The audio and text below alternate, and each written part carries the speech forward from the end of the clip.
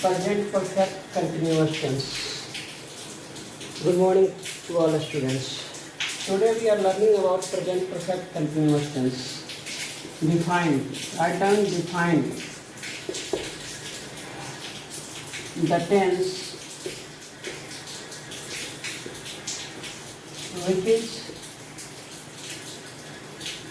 used to indicate an action which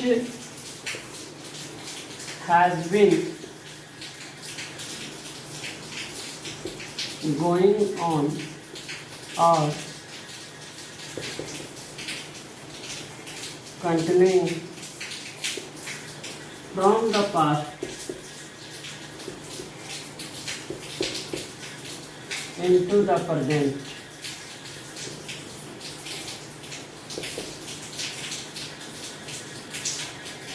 Comma, it's said to be in the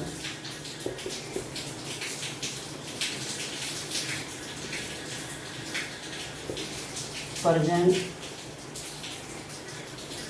perfect continuous tense. देखिए present perfect continuous tense होता क्या है? Present perfect continuous tense यहाँ पे स्पष्ट लिखा है बोर्ड पे। The tense which is used to indicate an action which has been going on, वैसा कार्य जो पास्ट में शुरू हुआ, वैसा कार्य जो पास्ट में शुरू हुआ और प्रेजेंट में भी जारी है। जैसे क्लास 10 के जो बच्चे हैं जिनकी पढ़ाई अप्रैल में शुरू हुई तो पास्ट में शुरू हुई, अप्रैल पास्ट हो जाएगा आपका, और आज भी वो जारी है, आज भी वो जारी है तो क्या हो जाएगा वो आपका आ जाएगा इसमें प्रेजेंट परफेक्ट कंटिन्यूअस टेंस में। यहाँ पे स्पष्ट लिखा है which is going on continuing from the past, कब से? पास्ट, अप्रैल आपका पास्ट हो जाएगा, इनटू द प्रेजेंट, प्रेजेंट क्या हो जाएगा? July. Is said to be in the present perfect continuous tense. तो वैसे कार्य जो बीते हुए समय में शुरू हुआ हो और आज भी जारी है, वैसे कार्य को ही हम लोग प्रेजेंट परफेक्ट कंटिन्यूअस टेंस के तहत हिंदी वाक्यों को अनुवाद भी करते हैं। और इसका जो हिंदी होता है, इसका जो हिंदी होगा वह होगा पूर्ण अपूर्ण वर्तमान काल। पूर्ण अपूर्ण वर्तमान काल। इसका मेन स्ट्रक्चर जो होता है सब्जेक्ट प्लस हैज या have plus been plus V4 plus object और कंप्लीमेंट। राइट डाउन प्लीज, लिख लेंगे आप लोग।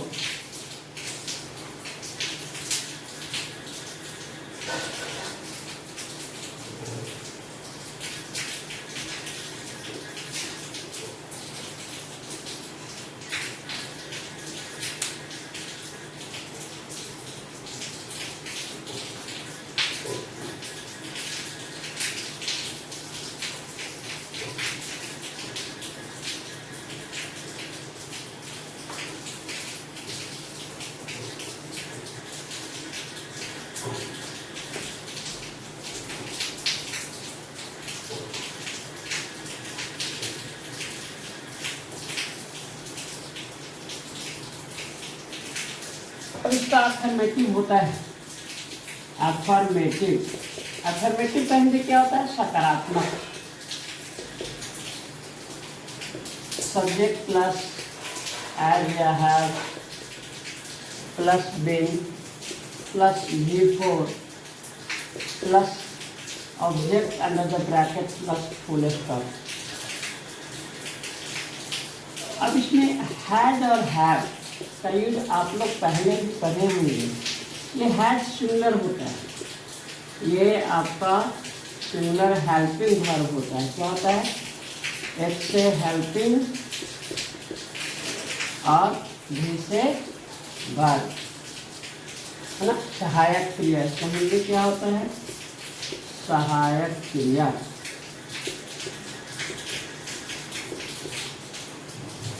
ये सहायक क्रिया जो है ये सिंगुलर है और ये क्या है आपका? प्लूरल। तो जिस सब्जेक्ट के साथ हम लोग इज के साथ यूज कर रहे थे, वाज के साथ यूज कर रहे थे, है ना, और किसके साथ कर रहे थे? डज के साथ कर रहे थे। ये जहाँ पे यूज होगा ना जिस सब्जेक्ट के साथ, उसी सब्जेक्ट के साथ हैज़ का भी यूज किया जाएगा। As for example, he, she, it, a name, and with singular subject और नाउन। इसका प्रयोग किसके कहाँ पे करेंगे? किस सब्जेक्ट के साथ करेंगे? जस्ट के साथ हम लोग डू, वेयर, आर का प्रयोग करते हैं। तो वो कौन सा होता है? आई के साथ आर का प्रयोग होता है क्वेश्चन टैग में, ठीक है, या प्रेजेंट कंटिन्यूअस टेंस में, इंट्रोगेटिव निगेटिव के स्पोकन में, या WH वर्ड्स निगेटिव के स्पोकन में भी हम लोग आरंट का यूज करते हैं। क्योंकि आरंट का यूज इसलिए करते हैं, एमेंट नहीं होता है। क्या नहीं होता है? एमेंट नहीं होता है। ये एमेंट होता ही नहीं इसके स्पोकन में। In spoken we have used what? Aren't with I. और ज़्यादातर जगहों पे हम लोग देखते हैं जब टेंस का यूज़ करते हैं या किसी सेंटेंस को लिखते हैं तो वहाँ पे क्या होता है? वहाँ पे आपका आई जो होता है, आई पूरा सब्जेक्ट की तरह बिहेव करता है। आई behaves as a plural subject, that's why we have to use what? Aren't with I in spoken language which tense? Present continuous और प्रेजेंट कंटिन्यूअस टेंस और question tags. Am I right? Aren't I, है ना। तो वहाँ पे हम लोग करते हैं, ये हमेशा याद रखना इस चीज़ को। अब यहाँ पे देखना कि जो स्ट्रक्चर पढ़ाए थे,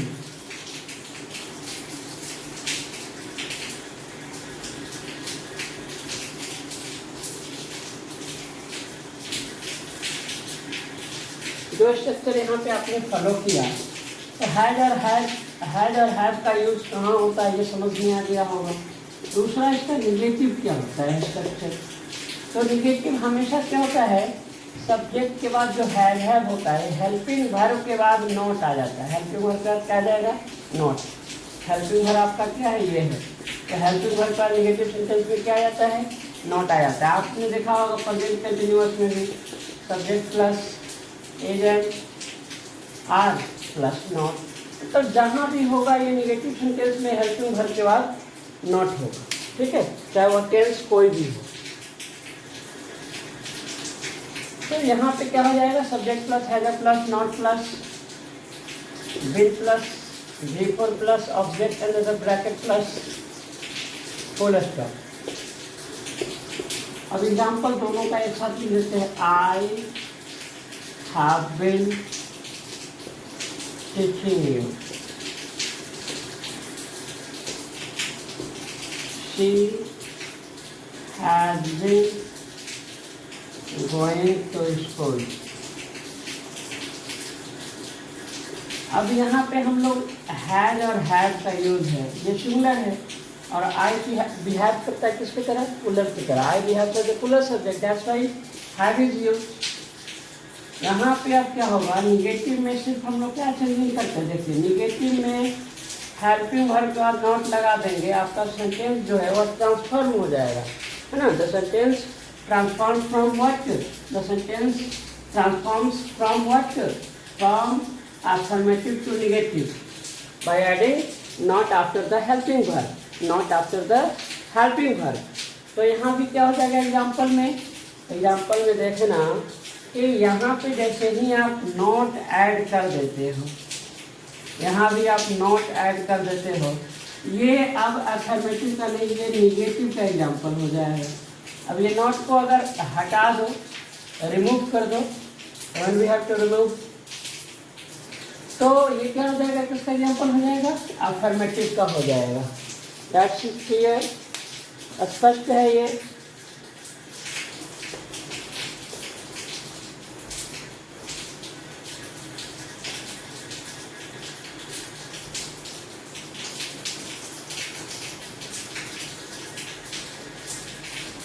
उसके बाद क्या होता है बाबू, इंट्रोगेटिव।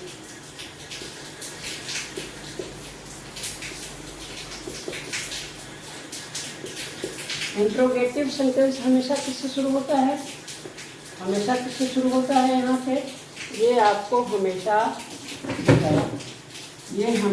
किससे शुरू होगा, हेल्पिंग वर्ब से शुरू होगा। ठीक है, किससे शुरू होगा, हेल्पिंग वर्ब से शुरू होगा। क्या हो जाएगा, पहले हैज, फिर सब्जेक्ट आ जाएगा, has plus subject plus been plus before plus object under the bracket plus sign of interrogation. लिख लो।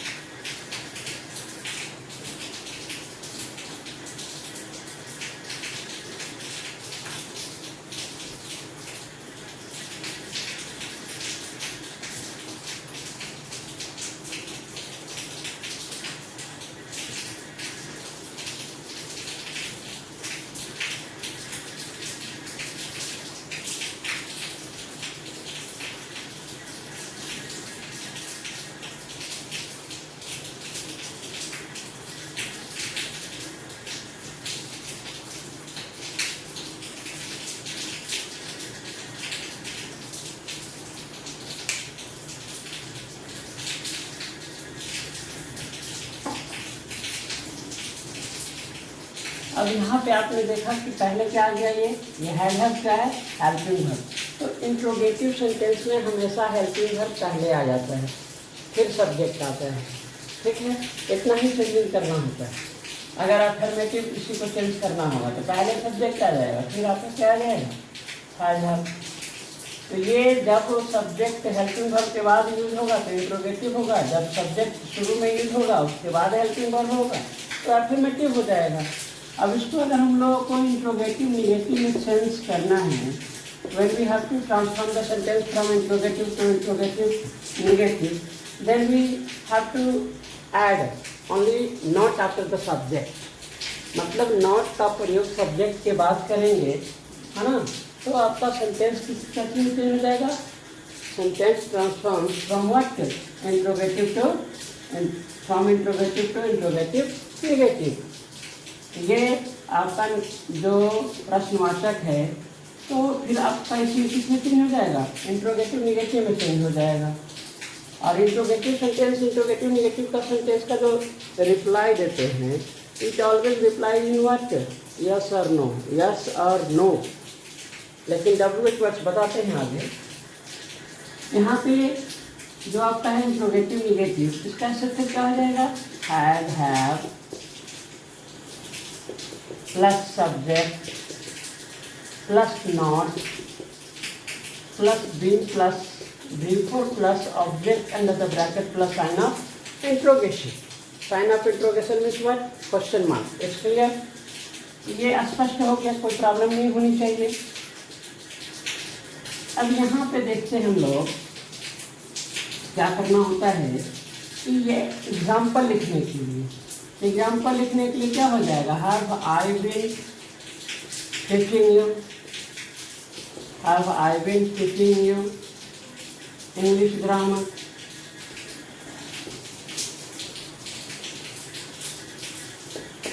अब यहाँ पे ये स्पष्ट है, ये एग्जाम्पल है आपका। अब इसका हमको बनाना किसका एग्जाम्पल है, ये एग्जाम्पल जो है इंट्रोगेटिव का है। अब इंट्रोगेटिव निगेटिव का एग्जाम्पल के लिए क्या करना होगा, सिर्फ सब्जेक्ट आई है, आई के बाद नॉट ऐड कर देंगे।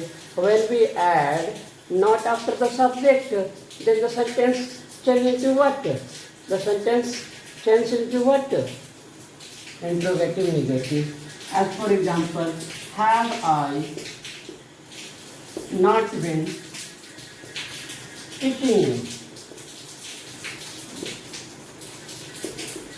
यहाँ किसी को कोई दिक्कत नहीं होनी चाहिए।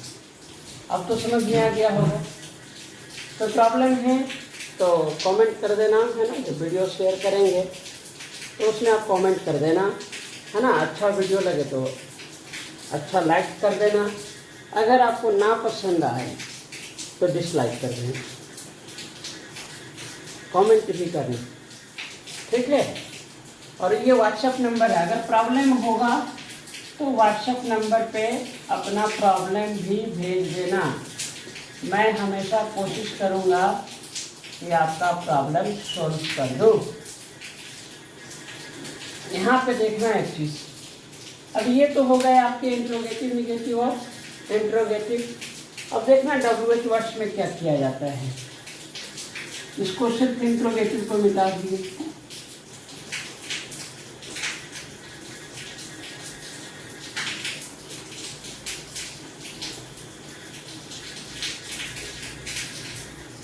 अब यहाँ पे सिर्फ करना क्या है, स्ट्रक्चर के लिए लिखना है WH वर्ड्स। अब WH वर्ड्स लिख दिए, WH word plus WH words negative, WH word plus कर दिए।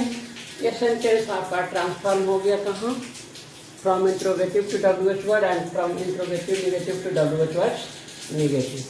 अब ये WH वर्ड्स क्या होते हैं, होम, वाइल, व्हेन, etc। ये WH वर्ड्स में आते हैं, जिसको क्वेश्चन वर्ड्स भी बोलते हैं, ठीक है। जिसका काम होता है सवाल पूछना। और WH वर्ड्स वाले सेंटेंस का जवाब हम लोग हाँ या ना में नहीं देते हैं। It always reply in a sentence, वो हमेशा एक स्टेटमेंट होता है। आप किसी वाक्य के माध्यम से ही जवाब देते हैं। अगर आपसे कोई पूछ देता है ना, why have you been going to school, आप क्यों स्कूल जाते रहे हो, I have been going to school to learn, to study, है ना। ये आप जवाब देते हैं, ये जवाब हाँ या ना में तो नहीं है, ये जवाब किस में है, ये जवाब सेंटेंस में है। तो हमेशा इस चीज़ को याद रखना बाबू कि WH वर्ड्स का और WH वर्ड्स निगेटिव का जो जवाब होगा वह हमेशा वाक्य में ही होगा, लेकिन इंट्रोगेटिव का इंट्रोगेटिव निगेटिव का जो जवाब होगा वह वाक्य में नहीं होगा, उसका जवाब हाँ या ना में होगा। जैसे बोलते do you go to school, no, that's all, your answer is completed. Do it today, Do you help me? Yes। तो इस तरह का जवाब होता है, हमेशा इस चीज़ को ध्यान रखना आप। और यहाँ देखा कुछ नहीं किया हमने, कुछ किया क्या, सिर्फ WH वर्ड पहले लिख दिया। यहाँ भी सिर्फ एग्जाम्पल में देखना आप,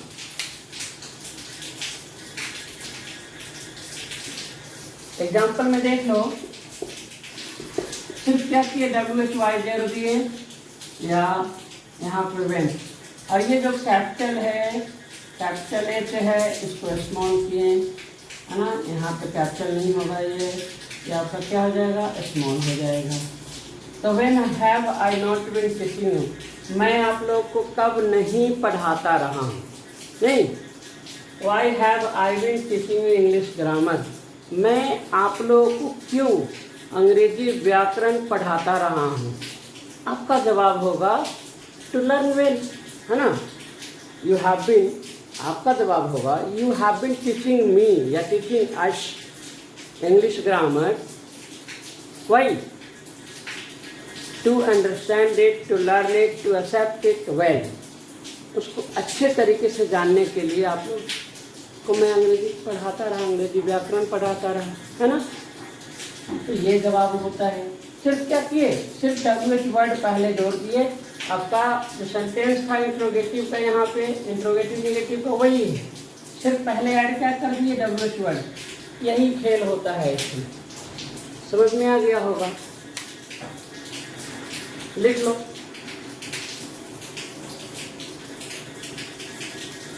तो ये कहीं से कोई क्वेश्चन होगा है ना, आप व्हाट्सएप नंबर पे मैसेज भी कर देना, आई विल रिप्लाई।